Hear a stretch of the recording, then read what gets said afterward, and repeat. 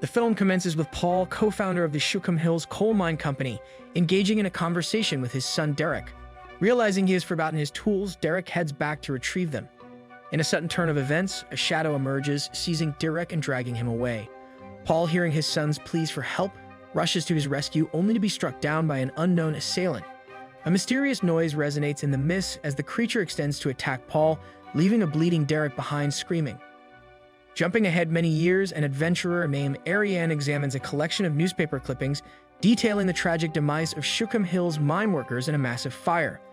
The incident remains shrouded in mystery, with authorities unable to discern the cause, leading to the closure of the mining operation. What adds to the enigma is that Shookham Hills seems to have vanished from maps, and its population is nowhere to be found. Ariane, having been hired by a group of scientists, meticulously gathers information about the incident. When the team is ready, they embark on the journey in Ariane's car, only to quickly realize that their phones have no signal. After crossing a small town, Ariane and her group make a stop at a store to gather supplies. Inside, the shop reveals some eerie items, prompting Ariane to inquire about the whereabouts of Shookham Hills from the store owner. However, the proprietor claims to have no knowledge of such a place. Undeterred, Ariane persists in her questioning, but the man insists she turn back. Opting not to make any purchases, Ariane leaves, and a local bystander, having overheard the exchange, makes a call to report potential trouble. As the group attempts to exit the town, they notice a car tailing them. Ariane accelerates in an attempt to shake it off, successfully leaving town and entering the forest. Unexpectedly, the pursuing car comes to a halt. Ariane, sensing something amiss, veers off the road and hides briefly until the car disappears. Ariane then clarifies to the scientists that the cars seem to be waiting for them to pass a specific point on the road. Convinced that this spot is significant, she leads the group through the forest, following this mysterious clue, unaware of a sign they inadvertently pass. The car, now displaying a danger warning, navigates a narrow dirt road until it encounters an electrified fence blocking the way, hinting at something significant on the other side. Fortunately, a tree leans over the fence, offering a means for the group to climb over safely. Once on the other side, they begin to explore the area, pausing intermittently to collect samples. Eventually, they decide to establish a camp by the river to rest for the night. As night falls, the scientists engage in discussions about their theories regarding the disappearance of Shookham Hills. Darren suggests a sinkhole, while Sean proposes a more sinister idea involving the American government attempting their version of the Well to Hell, a reference to a Russian hole that supposedly breached hell. They search the area for clues, and as one of the men investigates another installation up close, a mysterious creature suddenly pulls him down and takes his life. Shortly after, an elder Paul arrives, insisting that the scientists depart immediately. Undeterred, the team continues their exploration the next day, coming across posts equipped with megaphones, which they assume are gas leak warning systems due to their new appearance. Their journey leads them to a smoking grill on the ground, but before they can take samples, the car from the previous day reappears. The team hides, waits for the car to depart, and Ariane urges them to move faster, recognizing that the locals are aware of their presence. After an extensive trek, they finally reach Shookham Hills, finding well-preserved buildings devoid of any inhabitants. As they record their entry into a random house, they notice more smoke, raising suspicions about the gas from the mines contributing to the disappearance of the townspeople. Ariane discovers the mining area behind a house's back door, providing the scientists with evidence. Excited, they rush to a large hole covered with electrified grates. Ignoring Ariane's warnings about potential dangers, they cut the wires and work on removing the grates. Upon lowering a scanner into the hole, they discover an abundance of a pure, rare metal known as anthracite at the bottom. Amid the scientists' celebration, Terry hears a strange noise escalating into a painful screech through his headphones. In the midst of the tension, Terry inadvertently steps on a rope and is forcibly dragged into the hole by an unseen force. Bleeding and pleading for help, Ariane prepares climbing equipment and descends into the hole with Jamie. Safely reaching the bottom, they observe a mysterious shadow moving in the darkness. Ariane expresses concern about the gas levels, but Jamie adamantly refuses to abandon Terry.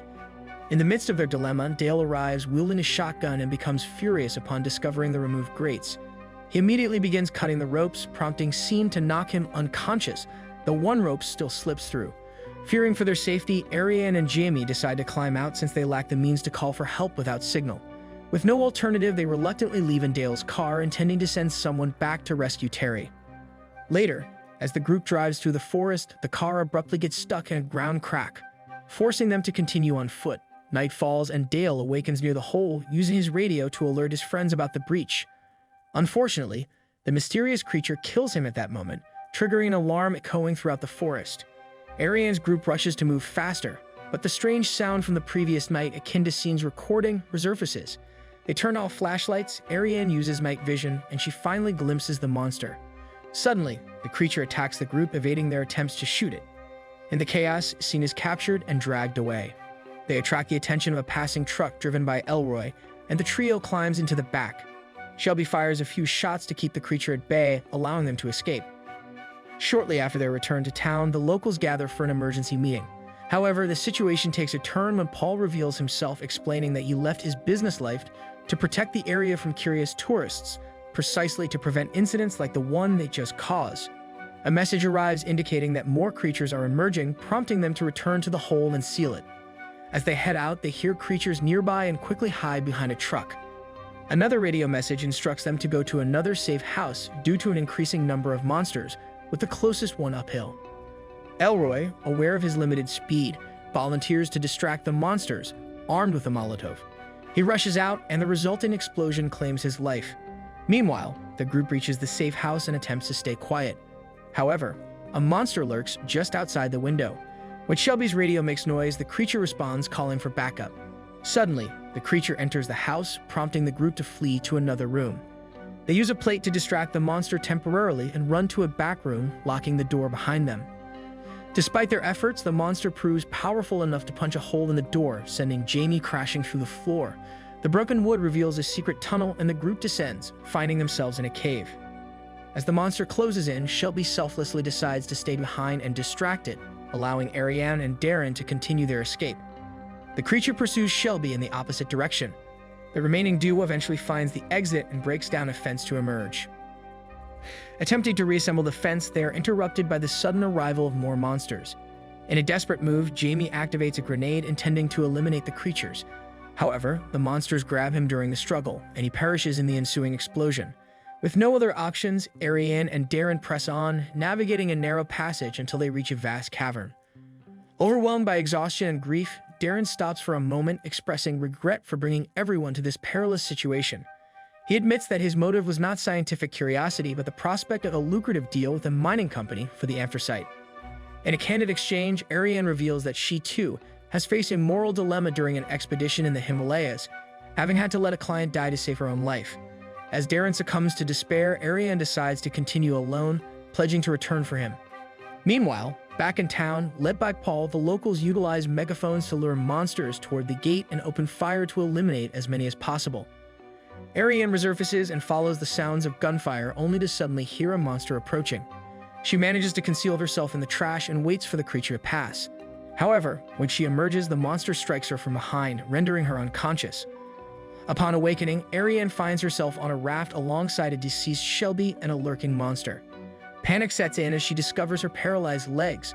Her scream attracts the attention of the monster, putting her to sleep again. Upon regaining consciousness, Ariane finds herself with Darren and Scene. While Darren offers her a grenade, Scene explains that these creatures are a different species that colonize like ants. Suddenly, two monsters seize Scene and take him to feed their queen, a larger but immobile creature. As Scene meets a grim fate, Ariane manages to obtain the grenade. However, the creatures capture her, intending to use her as food. Fortunately, Darren activates his phone's alarm, diverting the creature's attention and allowing Ariane to toss the grenade into the queen's mouth. The queen dies swiftly, and Ariane and Darren flee with the monsters in pursuit. Discovering a rope leading to the ground, Ariane swiftly climbs up, but Darren struggles. A creature begins climbing the rope as well, prompting Darren to stab it with a knife. Faced with an increasing number of monsters, he decides to cut the rope, plummeting to his death. As the monsters feast on Darren, Ariane witnesses the arrival of the locals. A man attempts to cut the rope, but Paul intervenes, pushing him away and helping Ariane out instead. The locals employ flamethrowers and rifles to contain the creatures within the hole. Paul then drives Ariane to the gate, revealing Derek's death and emphasizing that nobody will believe her story. The movie concludes with Ariane committed to assisting the locals in combating the monstrous threat. Make sure to subscribe and turn on notifications so you can watch more videos like this.